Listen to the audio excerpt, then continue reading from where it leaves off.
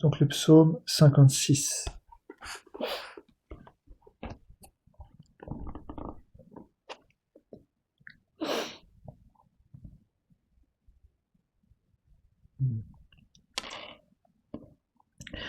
Il dit au chef des chantres, sur colombe des térébintes lointains. Hymne de David. Lorsque les Philistins le saisirent à Gad. Aie pitié de moi, ô Dieu, car des hommes me harcèlent. Tout le jour, ils me font la guerre, ils me tourmentent. Tout le jour, mes adversaires me harcèlent, ils sont nombreux. Ils me font la guerre comme des hautains. Quand je suis dans la crainte, en toi je me confie. Je me glorifierai en Dieu, en sa parole. Je me confie en Dieu, je ne crains rien. Que peuvent me faire des hommes? Sans cesse, ils portent atteinte à mes droits. Ils n'ont à mon égard que de mauvaises pensées.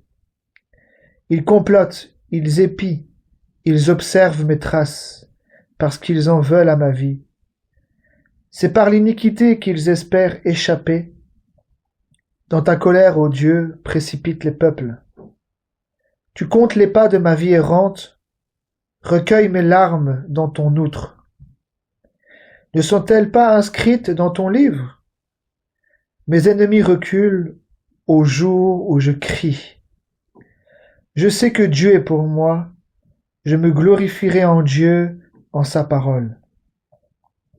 Je me glorifierai en l'Éternel, en sa parole. Je me confie en Dieu, je ne crains rien. Que peuvent me faire des hommes? Ô Dieu, je dois accomplir les vœux que je t'ai faits. Je t'offrirai des actions de grâce, car tu as délivré mon âme de la mort. Tu as garanti mes pieds de la chute, afin que je marche devant Dieu à la lumière des vivants. Amen. On va prier ensemble?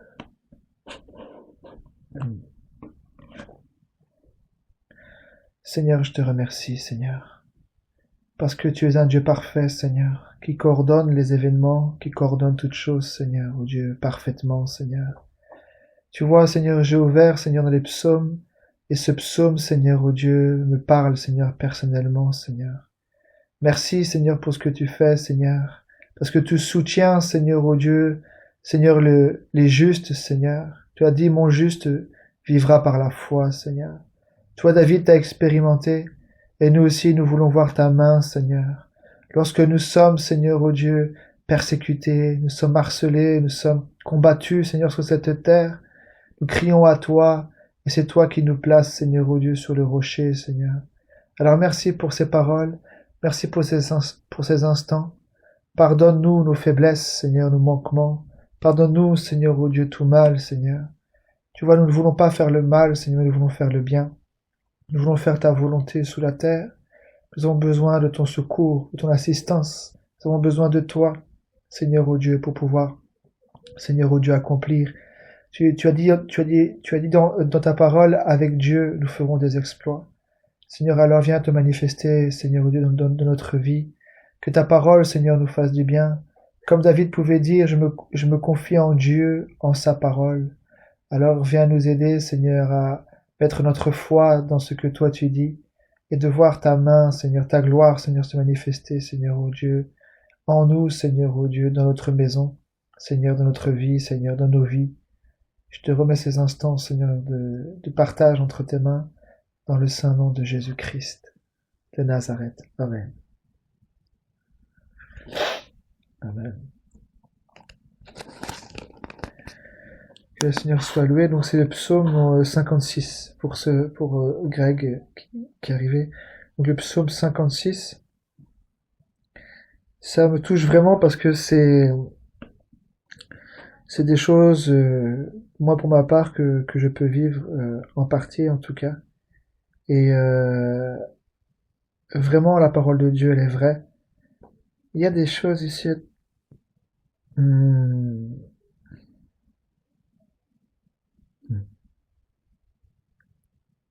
Au verset 3, il dit, Psaume 56. Bon, à partir du verset 2, oui. 2 et 3, 4. Il dit, aie pitié de moi, ô Dieu, car des hommes me harcèlent. Tout le jour, ils me font la guerre, ils me tourmentent. Tout le jour, mes adversaires me harcèlent. Ils sont nombreux. Ils me font la guerre comme des hautains. Quand je suis dans la crainte, en toi, je me confie. Verset 5 aussi, il dit, je me glorifierai en Dieu, en sa parole. Je me confie en Dieu, je ne crains rien. Que peuvent me faire des hommes? Amen. Et là, ici, au verset 14 aussi, verset 14, il dit, car tu as délivré mon âme de la mort, tu as garanti mes pieds de la chute, afin que je marche devant Dieu à la lumière des vivants. Amen. Donc, on le voit ici dans les Saintes Écritures. Vous voyez, David est un exemple, c'est un témoignage pour nous. Il dit, quand je suis dans la crainte, en toi je me confie. Donc il se confiait en Dieu, il criait à Dieu lorsqu'il était dans la détresse, lorsqu'il était dans la crainte. Et là on le voit au verset 14, il dit, tu as garanti mes pieds de la chute. Pourquoi? Parce qu'il s'est confié en Dieu. Il ne s'est pas confié en lui-même, parce que certainement il aurait chuté. Il s'est confié en Dieu et c'est Dieu qui l'a délivré de ses ennemis, Dieu qui l'a délivré de ses adversaires. On peut le voir, Saül qui l'a poursuivi pendant autant de temps. Le Seigneur l'avait même livré entre ses mains, mais il n'a pas touché au oint de l'Éternel, parce que Saül avait été oint. Et on peut le voir que le Seigneur est toujours le même. Que nous puissions, que le Seigneur nous aide davantage à nous confier en lui et à le voir dans notre vie, combien il est la solution dans nos difficultés, dans nos faiblesses, dans nos manquements, dans nos problèmes. C'est lui qui nous fraye un chemin. C'est lui qui renverse les situations. Que nous puissions expérimenter toutes ces choses avec sa grâce. Regardez, on peut le voir. On va un petit peu rentrer dans certaines choses. Pas dans Hébreux au chapitre. Attendez. Hébreux chapitre 4.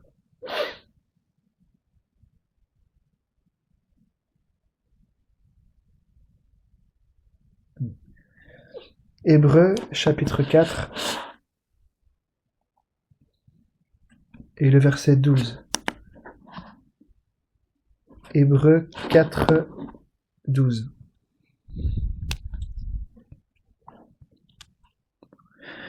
Il dit, car la parole de Dieu est vivante et efficace, plus tranchante qu'une épée quelconque, à 2 tranchants, pénétrante jusqu'à partager âme et esprit, jointure et moelle, elle juge les sentiments et les pensées du cœur.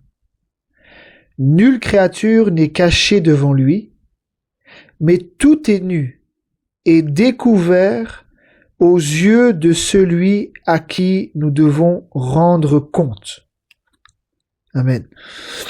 Donc là, je répète au verset 12, il dit, car la parole de Dieu est vivante et efficace, plus tranchante qu'une épée quelconque, à 2 tranchants, pénétrante jusqu'à partager âme et esprit, jointure et moelle, elle juge les sentiments et les pensées du cœur. Amen. Attendez. On peut aller dans 1 Samuel, là-bas, 1 Samuel.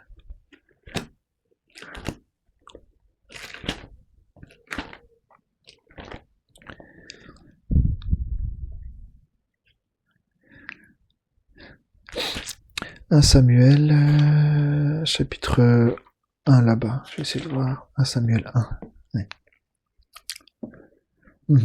1 Samuel, chapitre 1. Et le verset 1. 1 Samuel 1, verset 1.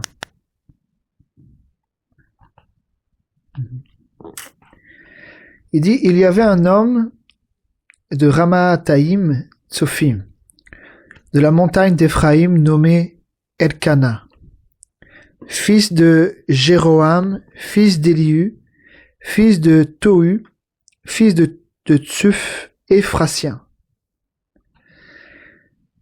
Donc on est dans le livre de 1 Samuel, chapitre 1, et maintenant on est au verset 2. 1 Samuel 1 et le verset 2. Il dit, il avait 2 femmes, dont l'une s'appelait Anne et l'autre Pénina. Pénina avait des enfants, mais Anne n'en avait point. Chaque année, cet homme montait de sa ville à Silo pour adorer l'Éternel des armées et pour lui offrir des sacrifices. Là se trouvaient les 2 fils d'Éli, Ophni et Phiné, sacrificateurs de l'Éternel. Le jour où Elkana offrait son sacrifice, il donnait des portions à Pénina, sa femme, et à tous les fils, et à toutes les filles qu'il avait d'elle. Mais il donna à Anne une portion double, car il aimait Anne, que l'Éternel avait rendue stérile. Vous voyez, c'est une parole très forte. C'est une parole très très forte ici au verset 5 qui dit « Mais il donnait à Anne une portion double, car il aimait Anne, que l'Éternel avait rendue stérile. » Sa rivale lui prodiguait des mortifications pour la porter à s'irriter de ce que l'Éternel l'avait rendue stérile. Et toutes les années, il en était ainsi. Écoutez bien, et toutes les années, donc ça n'a pas duré un petit temps, ça a duré pendant plusieurs années. Écoutez bien, et toutes les années, il en était ainsi. Chaque fois qu'Anne montait à la maison de l'Éternel, Pénina la mortifiait de la même manière. Alors elle pleurait et ne mangeait point. Elkana, son mari, lui disait « Anne, pourquoi pleures-tu et ne manges-tu pas? Pourquoi ton cœur est-il attristé? Est-ce que je ne vaux pas pour toi mieux que 10 fils? » Anne se leva après que l'on eut mangé et bu à Silo. Le sacrificateur Éli était assis sur un siège près de l'un des poteaux du temple de l'Éternel. Et l'amertume dans l'âme, elle pria l'Éternel et versa des larmes. Elle fit un vœu en disant « Éternel des armées, si tu daignes regarder l'affliction de ta servante, si tu te souviens de moi, et n'oublie point ta servante, et si tu donnes à ta servante un fils, je le consacrerai à l'Éternel pour tous les jours de sa vie, et le rasoir ne passera point sur sa tête. » Comme elle restait longtemps en prière devant l'Éternel, je relis verset 12. Comme elle restait longtemps en prière devant l'Éternel, Élie observa sa bouche. Anne parlait à haute voix? Non. Anne parlait dans son cœur et ne faisait que remuer les lèvres. Mais on n'entendait point sa voix. Élie pensait qu'elle était ivre, et il lui dit, « Jusque à quand seras-tu dans l'ivresse? Fais passer ton vin. » Anne répondit, « Non, mon Seigneur, je suis une femme qui souffre en son cœur, et je n'ai bu ni vin ni boisson enivrante, mais je répands mon âme devant l'Éternel. Ne prends pas ta servante pour une femme pervertie, car c'est l'excès de ma douleur et de mon chagrin qui me fait parler jusqu'à présent. » Élie reprit la parole et dit, « Va en paix, et que le Dieu d'Israël exauce la prière que tu lui as adressée. » Elle dit, « Que ta servante trouve grâce à tes yeux. » Et cette femme s'en alla, elle mangea, et son visage ne fut plus le même. Amen. Regardez ici, je relis le verset 11. Regardez, donc Anne était en train de prier. Qu'est-ce qu'elle dit? Au verset 11, elle dit, « Elle fit un vœu en disant, « Éternel des armées, si tu daignes regarder l'affliction de ta servante. » Vous voyez, Quand nous lisons les Saintes Écritures et que nous avons le témoignage de tous ces femmes, de tous ces hommes qui ont expérimenté le Dieu d'Israël, quand nous avons un exemple d'une prière, je pourrais même vous montrer après, même Daniel, comment ces gens se sont adressés au Dieu d'Israël, comment ces hommes et ces femmes se sont adressés à Dieu. Ils ne se sont pas adressés à Dieu n'importe comment, mais c'est avec beaucoup de révérence, avec beaucoup de crainte, beaucoup de respect. Si tu daignes, vous voyez, si tu daignes regarder l'affliction de ta servante, si tu te souviens de moi et n'oublie point ta servante, et si tu donnes à ta servante un fils, je le consacrerai à l'Éternel pour tous les jours de sa vie, et le rasoir ne passera point sur sa tête. Amen. On peut continuer ici. On peut continuer au verset 19. Ils se levèrent de bon matin, et après avoir adoré l'Éternel, ils s'en retournèrent et revinrent dans leur maison à Rama. Elkana connut Anne sa femme, et l'Éternel se souvint d'elle. Mais plus haut, elle avait dit, si tu te souviens de moi. Mais le Seigneur s'est souvenu d'elle. Amen, regardez. Il dit ici, ils s'en retournèrent, ouais, c'est ça, et oui, c'est ça, et elle se souvient d'elle. Verset 20. Dans le cours de l'année, Anne devint enceinte et elle enfanta un fils qu'elle nomma Samuel. Car dit-elle, je l'ai demandé à l'Éternel. Son mari Elkana monta ensuite avec toute sa maison pour offrir à l'Éternel le sacrifice annuel et pour accomplir son vœu. Mais Anne ne monta point, et elle dit à son mari, lorsque l'enfant sera sevré, je le mènerai afin qu'il soit présenté devant l'Éternel et qu'il reste là pour toujours. Oui, parce qu'il avait dit, si tu le veux bien, cet enfant sera consacré tous les jours de sa vie. Donc c'est ce qu'elle dit ici. Mais Anne ne monta point, et elle dit à son mari, lorsque l'enfant sera sevré, je le mènerai afin qu'il soit présenté devant l'Éternel et qu'il reste là pour toujours. Elkana, son mari, lui dit, fais ce qui te semblera bon, attends de la voir sevrée. Veuille seulement l'Éternel accomplir sa parole. Et la femme resta et allaita son fils jusqu'à ce qu'elle l'ait sevré. Quand elle l'eut sevré, elle le fit monter avec elle et prit 3 taureaux, 1 épha de farine et une outre de vin. Elle le mena dans la maison de l'Éternel, à Silo. L'enfant était encore tout jeune. Ils égorgèrent les taureaux, et ils conduisirent l'enfant à Élie. Anne dit, mon Seigneur, pardon, aussi vrai que ton âme vit. Mon Seigneur, je suis cette femme qui me tenait ici près de toi pour prier l'Éternel. C'était pour cet enfant que je priais, et l'Éternel a exaucé la prière que je lui adressais.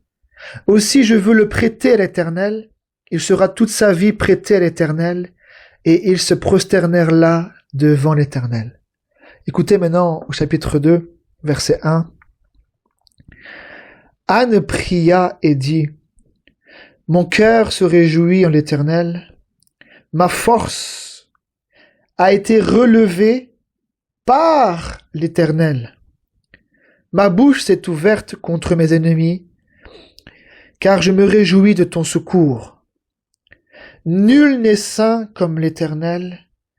Il n'y a point d'autre Dieu que toi. Il n'y a point de rocher comme notre Dieu. Ne parlez plus avec tant de hauteur, que l'arrogance ne sorte plus de votre bouche, car l'Éternel est un Dieu qui sait tout. Et par lui sont pesées toutes les actions. L'arc des puissants est brisé, et les faibles ont la force pour ceinture. Ceux qui étaient rassasiés se louent pour du pain, et ceux qui étaient affamés se reposent. Même la stérile enfante 7 fois, et celle qui avait beaucoup d'enfants est flétrie. L'Éternel fait mourir et il fait vivre. Il fait descendre au séjour des morts et il en fait remonter. L'Éternel appauvrit et il enrichit. Il abaisse et il élève. De la poussière, il retire le pauvre. Du fumier, il relève l'indigent pour les faire asseoir avec les grands. Et il leur donne en partage un trône de gloire. Car à l'Éternel sont les colonnes de la terre, et c'est sur elles qu'il a posé le monde. Il gardera les pas de ses bien-aimés, mais les méchants seront réduits au silence, car l'homme ne triomphera point par la force. Les ennemis de l'Éternel trembleront. Du haut des cieux, il lancera sur eux son tonnerre.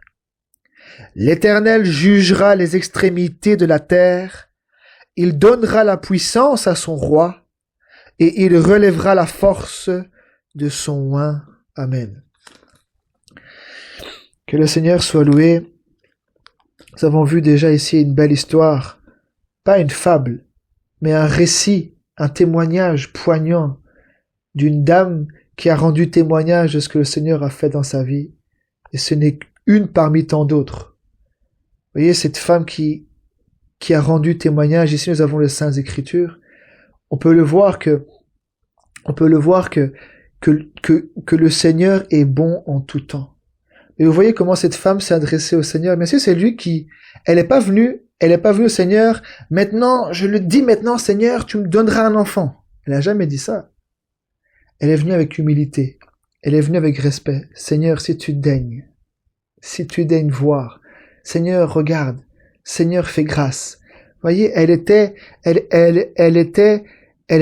certainement dans une position de piété devant Dieu. Pas d'arrogance. Pas d'obligation. Seigneur, si tu le trouves bon.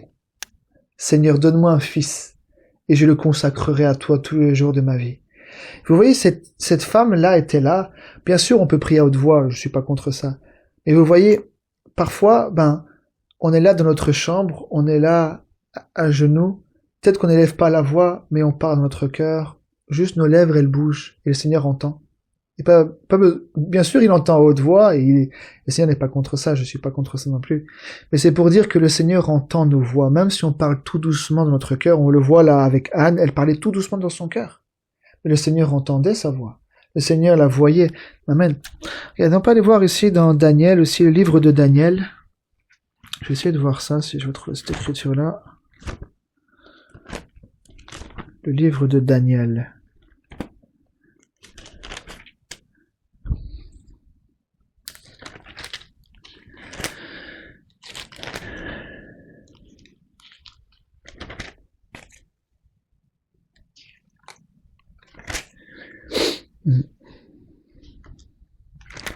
Je sais pas si je vais trouver un petit instant.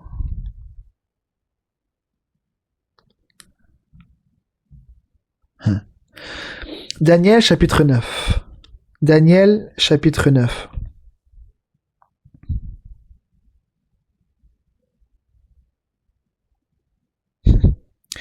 Daniel chapitre 9 et le verset 1.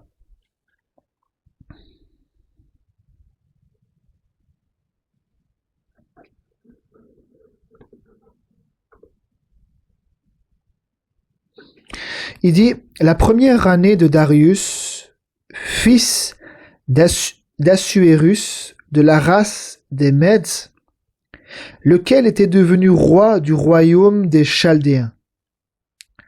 La première année de son règne, au mois Daniel, je vis par les livres qu'il devait s'écouler 70 ans pour les ruines de Jérusalem, d'après le nombre des années dont l'Éternel avait parlé à Jérémie le prophète. C'est merveilleux. Vous voyez, c'est le livre de Daniel.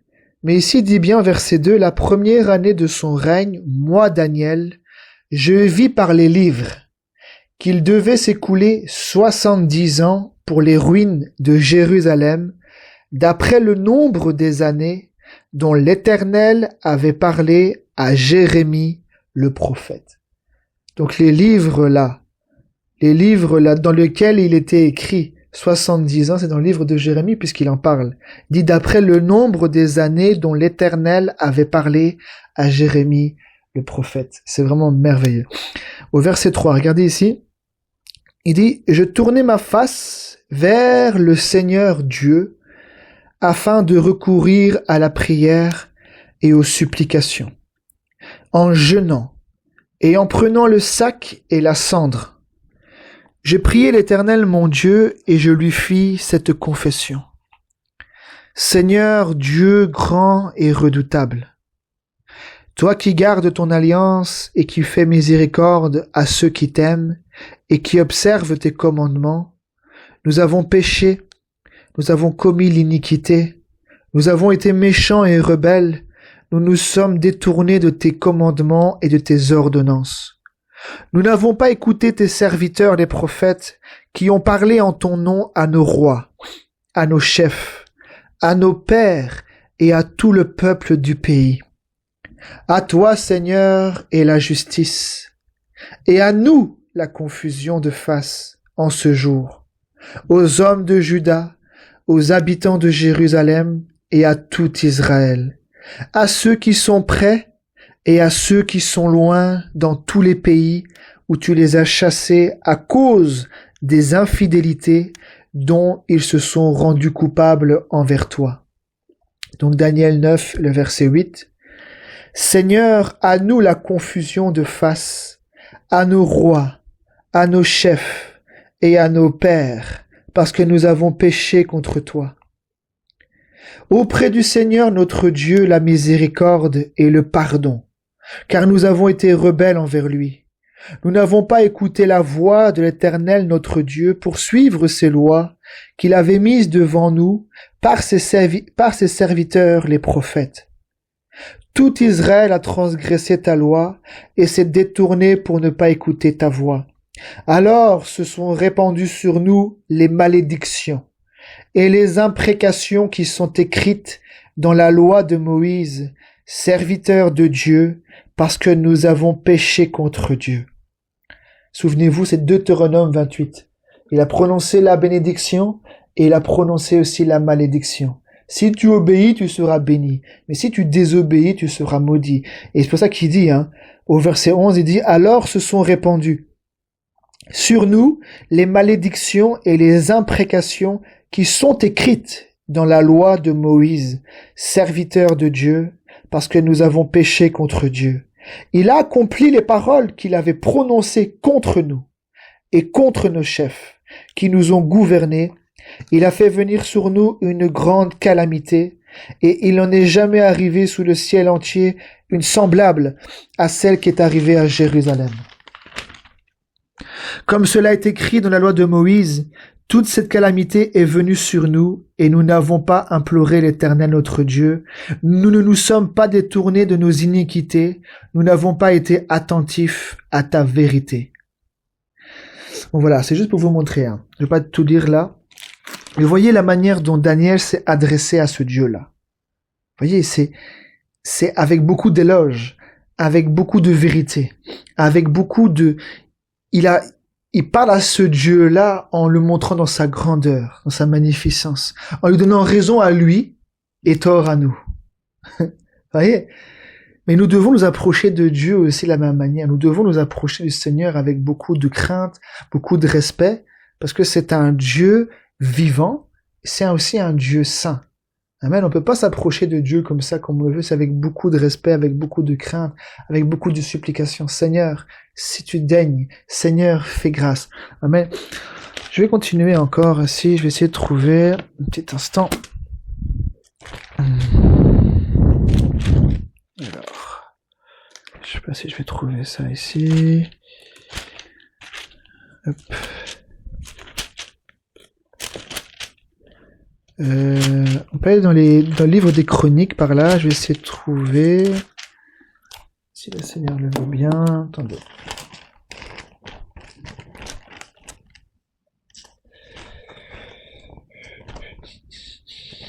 Petit instant. Je vais essayer de trouver. Attendez ici. Non. Oui.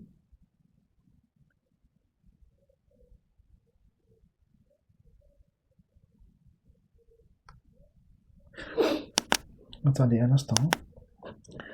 Donc là, il y a au moins deux modèles, hein, mais il y a certainement qu'il y en a beaucoup plus parce que la Bible parle, hein, étant environnée d'un si grand nombre de témoins. Vous savez, la Bible, on peut le voir, il y a des témoins pour beaucoup de situations.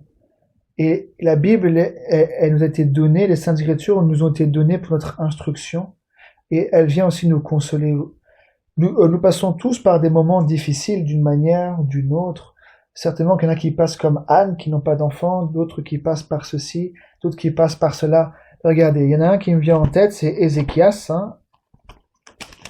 On va le voir, Ézéchias, regardez. On peut aller dans le livre des rois, j'essaie de trouver ça.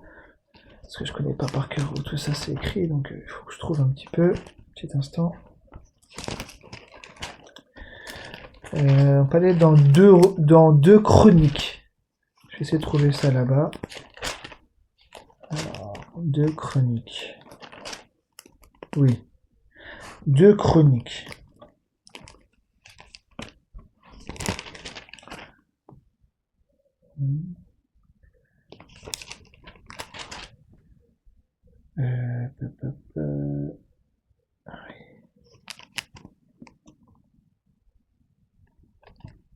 Attendez.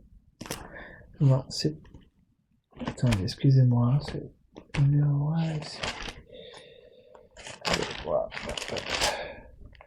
Non, c'est dans 2 rois 20, excusez-moi. Bon, les livres se connectent, hein, que ce soit les rois ou les chroniques, il y a plusieurs informations et on parle de la vie d'Ézéchias dans 2 rois et aussi dans 2 chroniques, mais c'est plus dans 2 rois qu'on peut le voir. Attendez.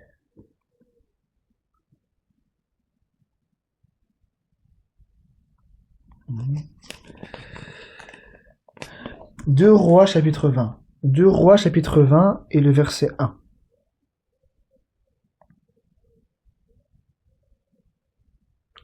Deux rois chapitre 20 et le verset 1.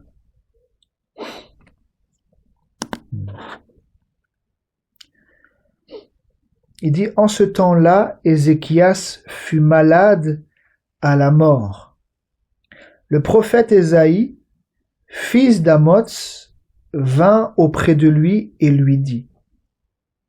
Je fais une parenthèse. Le prophète Ésaïe, fils d'Amoz. Ici, nous sommes dans 2 rois. Vous voyez, la Bible, c'est vraiment un puzzle. Tout s'enchevêtre, tout est imbriqué, tout va ensemble. Là, ici, c'est dans les 2 rois, le chapitre 20, mais il parle d'Ésaïe. Nous avons son livre un peu plus loin là-bas. Vous voyez, la Bible n'est pas chronologique. Les livres peuvent être plus loin, mais ça parle dans les 2.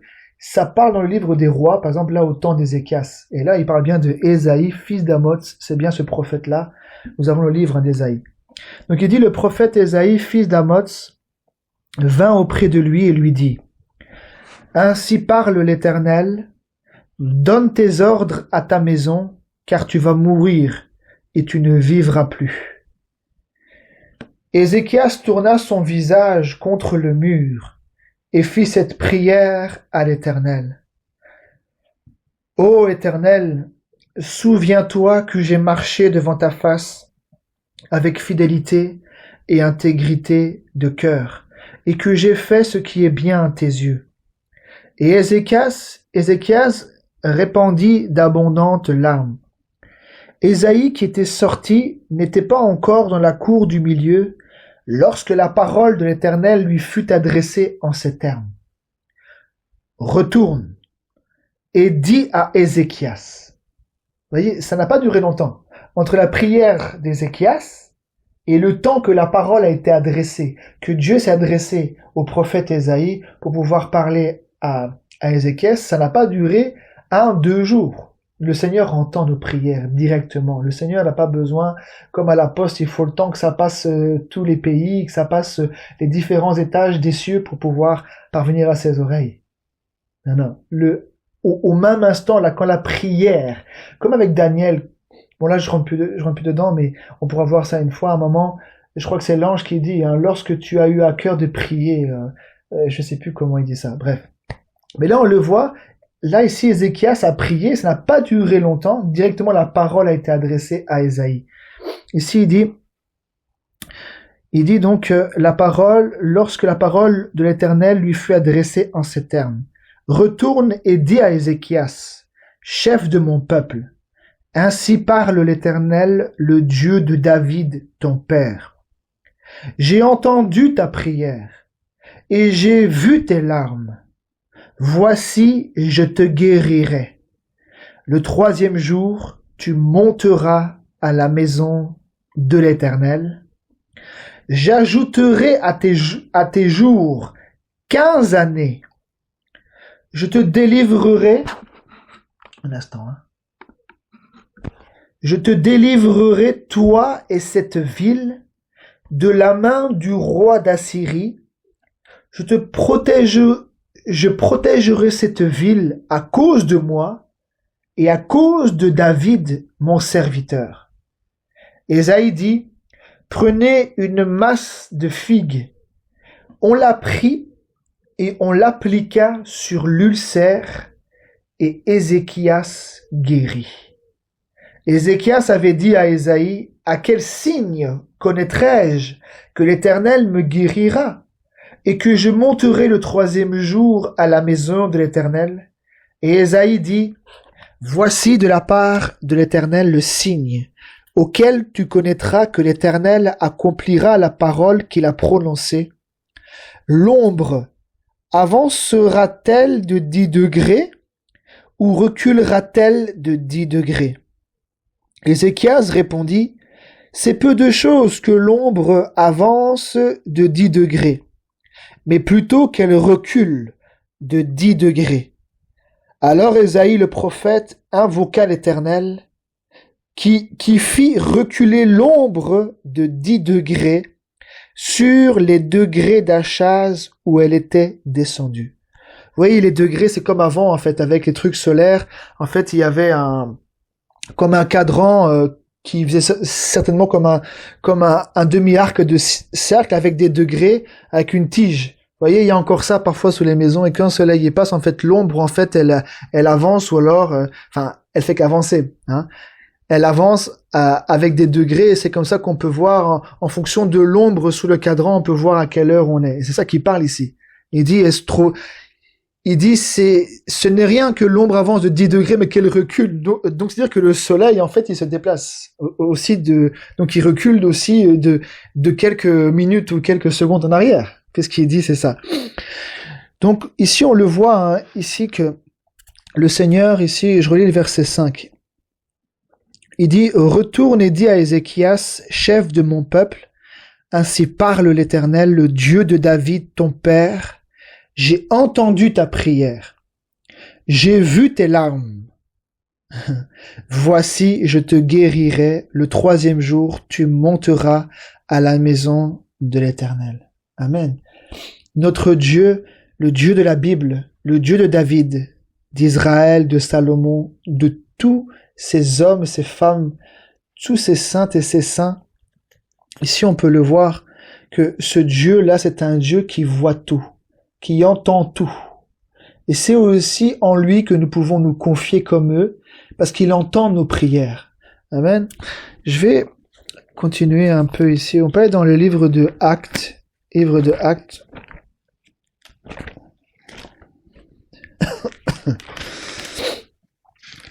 Livre de Actes. Que le Seigneur nous conduise dans la prière, mes frères et sœurs. Que le Seigneur nous conduise dans la prière, parce que certainement nous sommes dans un temps où peut-être que nous régressons dans la prière, alors que la prière est vraiment très très importante. Que le Seigneur nous aide, que le Seigneur nous conduise, que le Seigneur nous aide à pouvoir voir toutes ces choses. On peut pas vivre une vie chrétienne et ne pas prier. Mais certainement que si nous avons la vie du Seigneur, lui, il priait régulièrement. C'est pour ça qu'il dit, hein, prier en tout temps. Hein. Bien sûr, par l'esprit, il veillait et priait. Lui, souvent, il allait à l'écart sur une montagne. Hein, il prenait toujours du temps aussi. Hein. Que le Seigneur, si nous avons sa vie, certainement que cette vie-là va nous conduire à vivre aussi comme le Seigneur Jésus-Christ, puisque c'est sa vie à lui qu'il nous donne. Il dit, le bon berger donne sa vie pour ses brebis. Donc ici, au verset Acte au chapitre 10, le verset 1. Acte 10 et le verset 1. Il y avait à Césarée un homme nommé Corneille, centenier dans la cohorte dite italienne.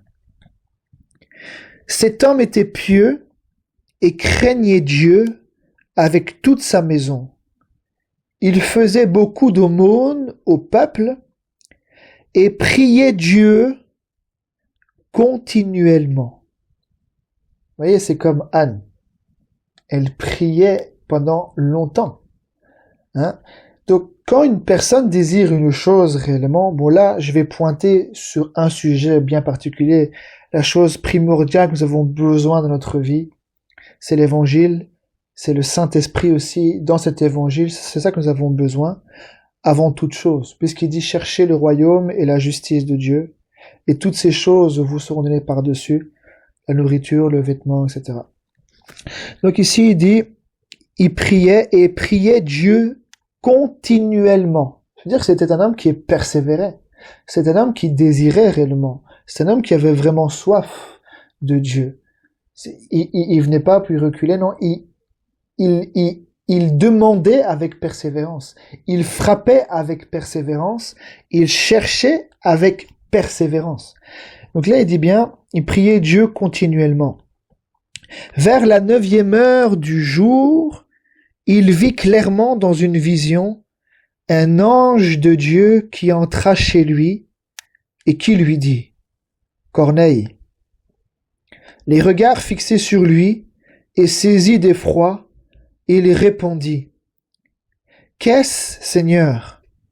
Et l'ange lui dit « Tes prières et tes aumônes sont montées devant Dieu et il s'en est souvenu. Envoie maintenant des hommes à Joppé et fais venir Simon, surnommé Pierre. Amen. C'est merveilleux, vous voyez. Là, c'est un exemple pour nous dans le Nouveau Testament, mais que ce soit Anne, David, Salomon, ce sont aussi des témoins vivants, sous lesquels nous pouvons dire, Seigneur, tu l'as fait déjà dans les temps passés. Seigneur, nous pouvons nous appuyer sur sa parole, nous pouvons nous appuyer sur ses écritures, parce que ce sont tous des témoignages pour nous qui sont là pour fortifier notre foi, qui sont là pour pouvoir nous donner la foi, que ce qu'il a fait là dans les temps passés, il est toujours le même encore aujourd'hui. Là, on le voit aussi avec Corneille, on le voit qu'il priait Dieu continuellement. Et Dieu lui a répondu par l'ange. Et qu'est-ce qu'il a dit? Tes prières et tes aumônes sont montées devant Dieu et il s'en est souvenu.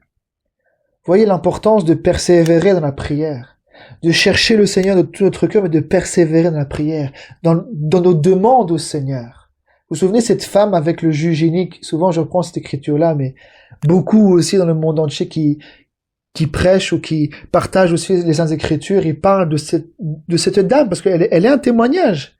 On voit qu'une dame, elle est là en train de demander à ce juge inique. Et à la fin, le juge, cette femme lui a tellement cassé les oreilles qu'il lui a accordé ce que cette dame demandait. Il dit, mais à combien plus forte raison, votre Père Céleste. Vous voyez, donc, on va le voir. Regardez ici, on peut aller dans Matthieu au chapitre 5, par là. Matthieu chapitre 5.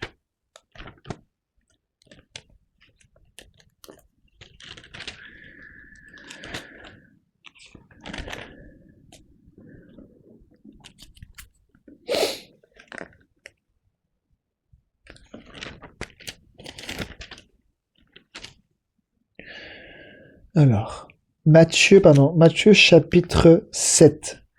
Matthieu chapitre 7.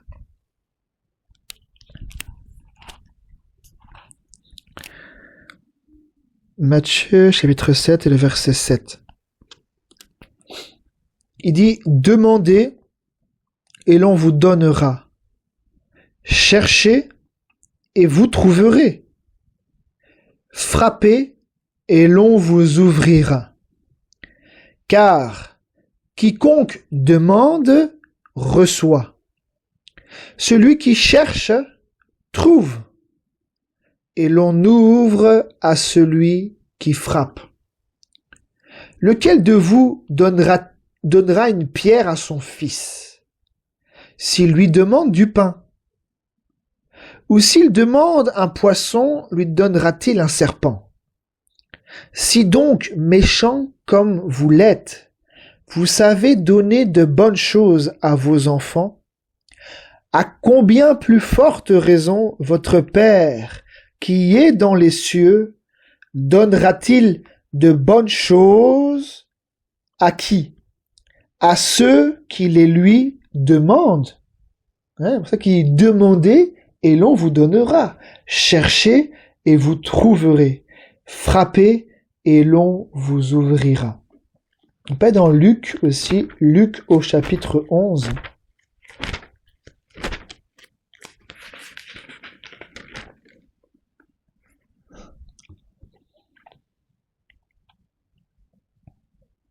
Luc 11, verset 1.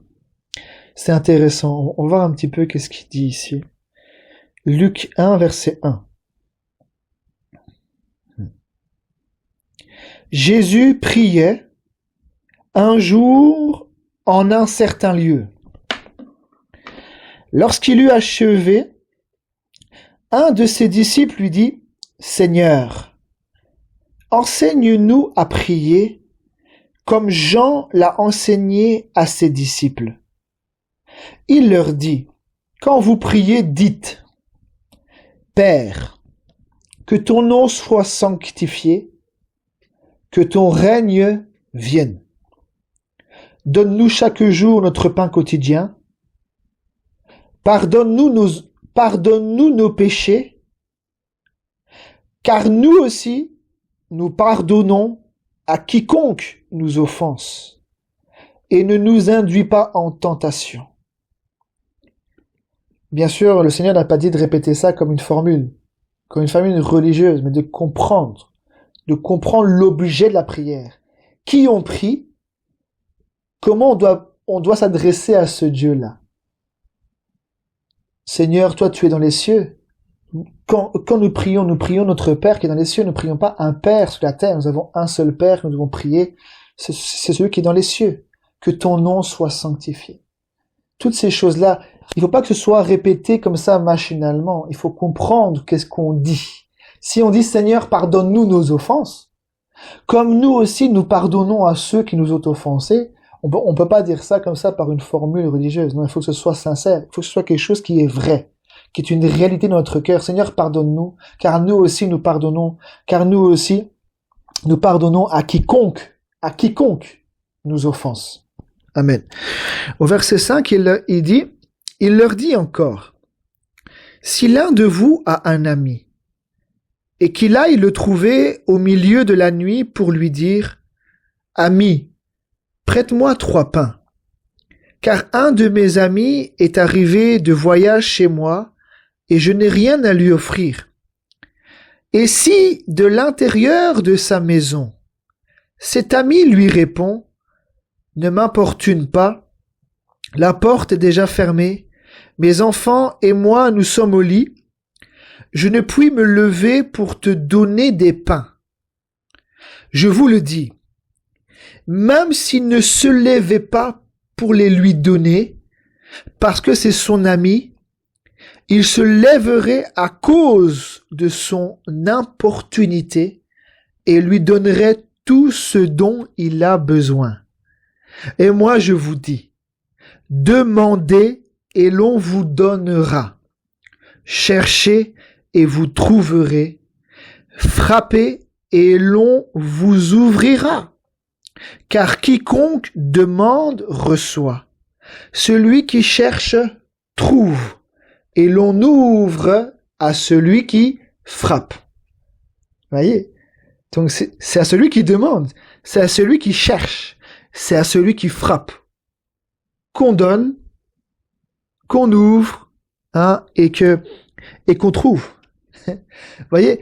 Donc, Ici, ce sont des paroles du Seigneur Jésus lui-même. Elles sont dignes de foi.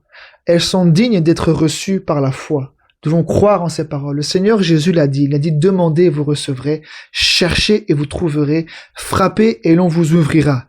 Mais regardez, ce n'est pas tout. Au verset 11, qu'est-ce qu'il dit ici? Regardez. Quel est parmi vous le père qui donnera une pierre à son fils s'il lui demande du pain? Ou s'il demande un poisson, lui donnera-t-il un serpent au lieu d'un poisson? Ou s'il demande un œuf, lui donnera-t-il un scorpion?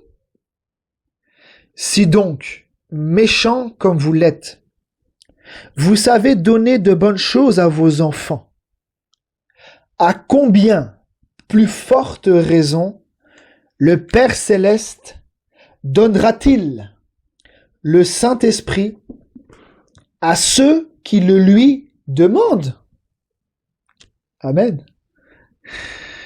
Vous voyez, ici, dans Matthieu, c'était pas clair. Il dit, mais à combien plus forte raison votre Père Céleste donnera-t-il de bonnes choses à ceux qui les lui demandent? Mais là, il dit, à combien plus forte raison donnera-t-il le Saint-Esprit à ceux qui le lui demandent? Amen. Vous voyez, donc, quand on dit, demandez, vous recevrez, cherchez, vous trouverez, frappez, on vous ouvrira, car quiconque demande reçoit, quiconque cherche trouve, et quiconque frappe, on lui ouvre. Et vous voyez, là derrière, c'est quoi? À combien plus forte raison le Père Céleste donnera-t-il le Saint-Esprit à ceux qui le lui demandent? Donc il a demandé pour recevoir. Seigneur, je veux ton Saint-Esprit, Seigneur. Mais là, on le voit, Corneille ou tant d'autres qui ont cherché le Seigneur, ils ont prié continuellement, ils ont persévéré dans la prière. On a déjà parlé de ça ensemble. Aujourd'hui, nous sommes dans le siècle du Saint-Esprit. Tout le monde a le Saint-Esprit, tout le monde prophétise, tout le monde parle en langue, mais ce n'est pas ça que Dieu veut. Il veut que nous puissions être scellés du Saint-Esprit, être nés de nouveau par la parole, mais être scellés. Pas seulement une fois prophétisé, que le Seigneur, je veux dire, il y a une prophétie qui sort, mais notre cœur n'est pas changé. Notre cœur nous sommes pas nés de nouveau. Mais c'est pas ça que Dieu veut. Il veut donner le Saint-Esprit. Il veut pas seulement qu'il y ait une prophétie ou qu'il y ait des dons ou qu'il y ait des miracles, etc. Mais que réellement le Saint-Esprit demeure et qu'il habite en toi. Qu'il puisse te sceller, que tu puisses lui appartenir entièrement, que tu puisses appartenir entièrement au Seigneur. C'est ça qu'il veut aujourd'hui. Donc le Seigneur peut pas habiter. Il peut pas habiter comme ça, vous voyez. Mais là, on le voit, ce sont des exemples.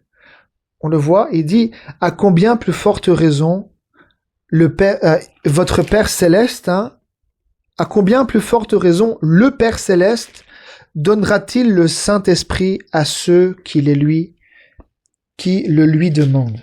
Amen. Vous voyez, donc ce sont des paroles qui sont dignes de foi, dignes de pouvoir être reçues et dignes de pouvoir être expérimentées par la foi dans toutes ces choses. Nous pouvons aller dans Hébreux aussi, le livre d'Hébreux.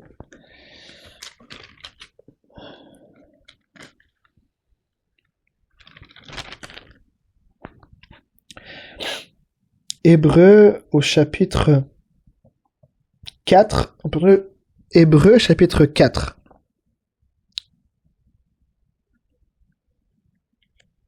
Hébreux 4.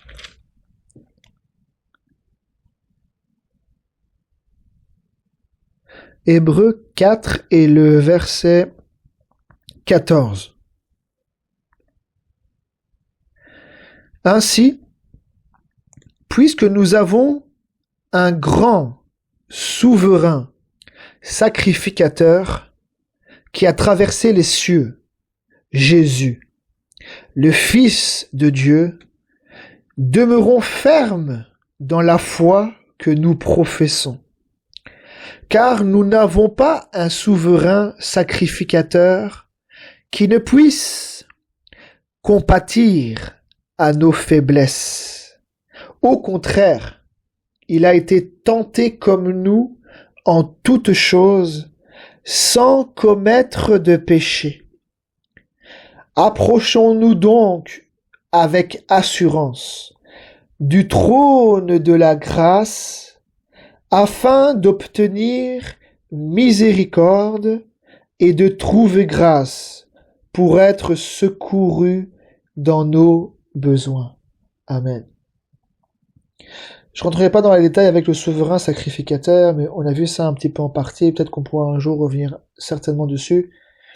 Le Seigneur a joué le rôle de souverain sacrificateur, parce que lui qui avait prononcé des lois, qu'il a données à Moïse pour le donner au peuple, il avait fait des lois, il avait pris Aaron et ses fils pour être souverain sacrificateur, et ses frères, les Lévites, eux étaient des Lévites du premier ordre, du premier ordre, c'est ça. Donc il y avait des sacrificateurs et des souverains sacrificateurs. Et le souverain sacrificateur devait entrer une fois chaque année, au jour des grandes expiations, non sans rien, mais avec le sang des boucs et des veaux ou des taureaux, etc. Il devait entrer une fois par année pour l'expiation des péchés.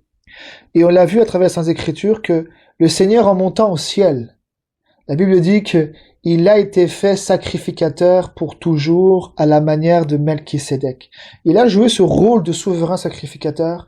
Il est entré avec son propre sang, une fois pour toutes, dans le lieu très saint.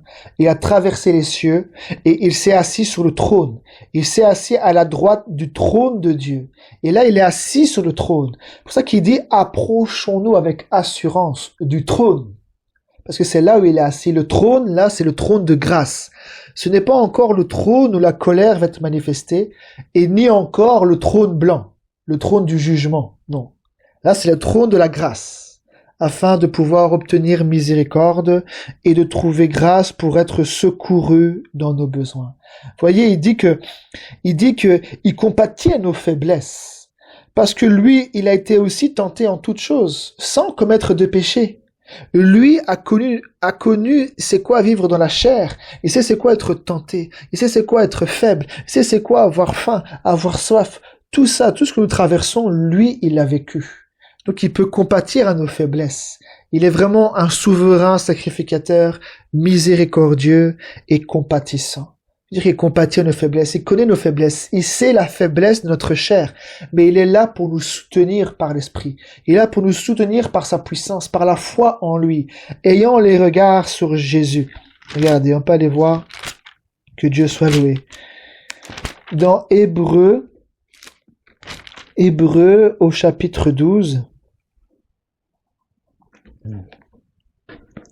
Hébreux chapitre 12.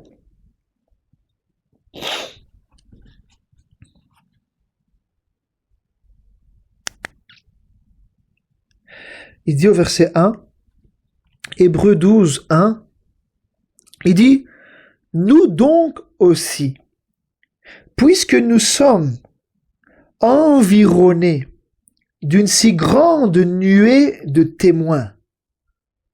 Donc ces témoins, c'est tout ce que nous pouvons lire dans Hébreux chapitre 11. Moïse, Abraham, Joseph, Jacob, Isaac, tout cela, là, juste un petit peu avant, il dit Gédéon, Barak, Samson, Jephthé, Samuel, tous les prophètes, tous ceux qui par la foi ont vaincu, ont vaincu, comment il dit? Il dit, vainquirent des royaumes, exercèrent la justice, obtinrent des promesses, fermèrent la gueule des lions, etc. C'est pour ça qu'il dit ici, donc dans Hébreux 12, 1, c'est par rapport à ces témoins-là. Donc il parle des témoins juste avant, comme nous sommes environnés. Regardez au verset 1. Nous donc aussi, puisque nous sommes environnés d'une si grande nuée de témoins. Donc tout ce que nous lisons dans Sainte Écriture, ce sont des témoignages qui sont dignes d'être reçus. Puisqu'il là, il parle, il dit, puisque nous sommes environnés d'une si grande nuée de témoins, rejetons tout fardeau et le péché qui nous enveloppe si facilement et courons avec persévérance dans la carrière qui nous est ouverte, ayant les regards sur Jésus, qui suscite la foi et la mène à la perfection. Amen.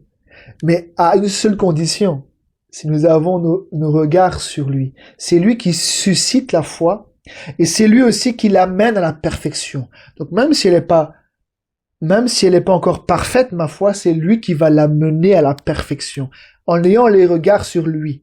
C'est lui qui suscite la foi et qui l'amène à la perfection. En échange de la joie qui lui était réservée, il a souffert la croix, méprise l'ignominie et s'est assis à la droite du trône de Dieu. Vous voyez, il s'est assis à la droite du trône de Dieu. On a vu, il est assis sur le trône. Quand on parle de la droite, on parle de la droite de l'Éternel. Ça veut dire on parle de la puissance. Son trône est au-dessus de toutes les puissances, de tous les noms, de tous les rois, de tous les seigneurs, parce qu'il est le roi des rois, le seigneur des seigneurs, il est le tout-puissant. Et comme il dit, celui qui vaincra, je le ferai asseoir avec moi sur mon trône. Donc il est bien assis, parce que le Seigneur avait annoncé à travers les psaumes en disant « Assieds-toi à ma droite, jusqu'à ce que je fasse de tes ennemis ton marchepied. » Donc il est assis. C'est ça que nous devons nous approcher du trône. Nous devons recevoir l'évangile. Nous devons croire en l'évangile. Mais aujourd'hui, le Seigneur n'est plus... Il a été crucifié pour nous. Il a été crucifié. Il est mort pour nos péchés, mais il est ressuscité pour notre justification. Et aujourd'hui, nous devons nous approcher. Il est vivant. Je ne veux pas m'approcher de la croix. Je m'approche du trône. Du trône, parce que c'est là où il est aujourd'hui vivant. Et c'est de là où il est sur le trône, qu'il peut intercéder pour moi. Donc, approchons-nous avec assurance du trône de la grâce. Et ici, il y a encore une parole ici, regardez, dans Hébreux chapitre 7.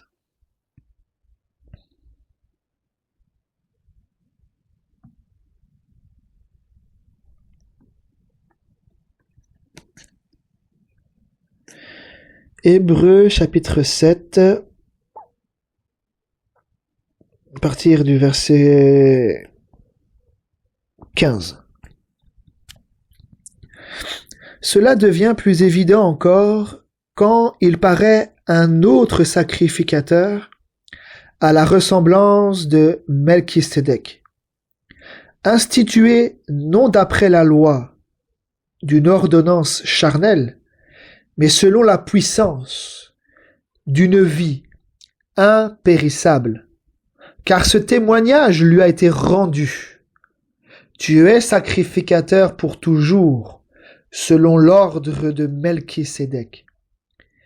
Il y a ainsi abolition d'une ordonnance antérieure à cause de son impuissance et de son inutilité, car la loi n'a rien amené à la perfection, et introduction d'une meilleure espérance par laquelle nous nous approchons de Dieu.